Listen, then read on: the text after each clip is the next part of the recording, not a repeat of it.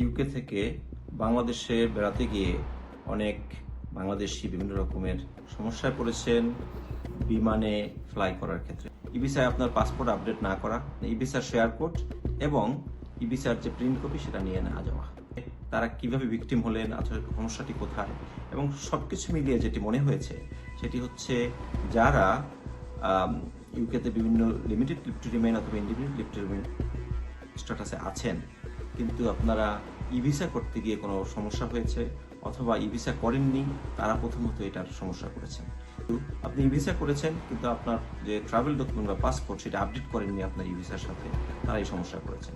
তৃতীয়ত সমস্যা পড়েছেন যারা আপনার যখন বিমানবন্দরে গেছেন, যখন আপনি চেক ইন করবেন, চেক ইন করতে গিয়ে যখন আপনি ইমিগ্রেশন স্ট্যাটাস চেক করতে গেছেন, আপনি আপনার ইমিগ্রেশন স্ট্যাটাসের শেয়ার কোড প্রিন্ট দিয়ে নেন নাই এবং একই সাথে ইমিগ্রেশন স্ট্যাটাসে চেক করার যে ফাইনাল ছবি সহ পেজটি সেটিও প্রিন্ট দিয়ে নেন নাই, তখন এই সমস্যায় পড়েছে।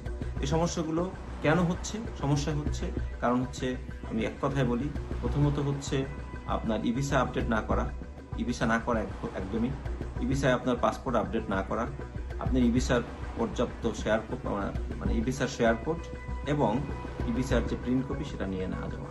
এই তিনটা কারণে মূলত সমস্যা হচ্ছে।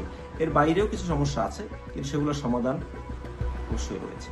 কিন্তু গত সপ্তাহ ধরে যে সমস্যাগুলো হয়েছে এর মূল কারণই হচ্ছে ইভিসা না করা, ইভিসা সম্পর্কে প্রপার নলেজ না থাকা, এবং যারা এই ক্যারিয়ার বা ফ্লাইট কোম্পানি তারাও এই বিষয়গুলো এখন নতুন করছে, এমনকি হোম অফিসও এই সিস্টেমটি কিন্তু সম্প্রতির সময় নিয়ে এসছে। যে কারণে এটা নতুন হওয়ার কারণে সমস্যাগুলো হচ্ছে।